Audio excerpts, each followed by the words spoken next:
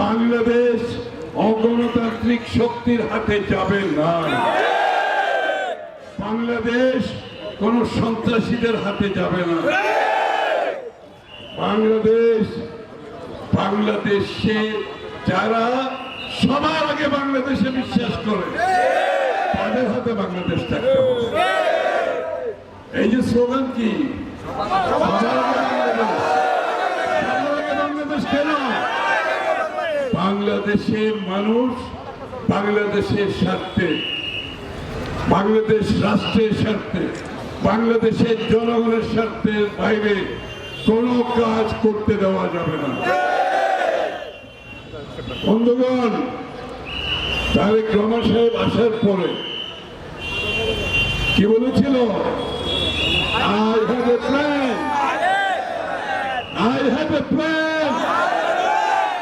আমার পরিকল্পনা আছে। শুধু ভোট দিয়ে আমি সরকার গঠন করব না, আমি পরিকল্পনা করেছি বিগত বছরগুলোতে বিএনপি কি করবে। হোয়াইট প্লাস প্রো সেনসিটিভ স্কয়ারে মাঠের বাইরেও তো আমরা এভাবে দেশপ্রেম দেখাতে পারি। বাংলাদেশের প্রত্যেকটা নাগরিককে নিয়ে চিন্তা করছে।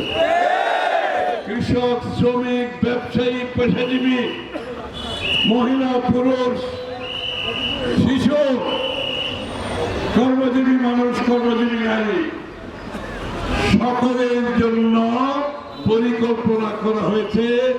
আগামীর বাংলাদেশে যে উন্নয়ন হবে, যে বাংলাদেশ হবে, তার সুফল প্রত্যেকটি নাগরিকের বাড়িতে পৌঁছতে হবে। আমরা বিগত দিনে দেখেছি পৃষ্ঠপোষকতার মাধ্যমে কিছু লোকজন দেশের সম্পদ লুটপাট করেছে, বিদেশে পাচার করেছে। এই জন্য বিএনপি স্লোগান কি? অর্থনীতিকে গণতন্ত্রায়ন করতে হবে। অর্থাৎ বাংলাদেশে শুধু রাজনীতি গণতন্ত্রায়ন করলে চলবে না, অর্থনীতিকে গণতন্ত্রায়ন করার মাধ্যমে প্রত্যেকটি নাগরিক বাংলাদেশের অর্থনৈতিক কর্মকাণ্ডে অংশগ্রহণ করতে পারবে এবং সেই অর্থনীতির সুফল প্রত্যেকটি নাগরিকের বাড়িতে যাবে ইনশাআল্লাহ। তার জন্য যে পরিকল্পনা, কর্মসংস্থান থেকে শুরু করে বিনা মূল্যে চিকিৎসা থেকে শুরু করে ফ্যামিলি কার্ড পৌঁছে দিচ্ছেন, মহিলাদের দেন নাই ফ্যামিলি কার্ড। প্রত্যেকটি ফ্যামিলির যে গিন্নি বাড়ি, উনি ফ্যামিলি কার্ড পাবে 2500 টাকা। ওই কার্ড উনি ব্যবহার করতে পারবেন। এটা যে বলেন না মহিলাদেরকে মেসেজ দিচ্ছেন, না দিলে কাল পরশুর মধ্যে পৌঁছে দেন। কোন সরকার বাংলাদেশে এটা করে নাই। কঠিন কাজ।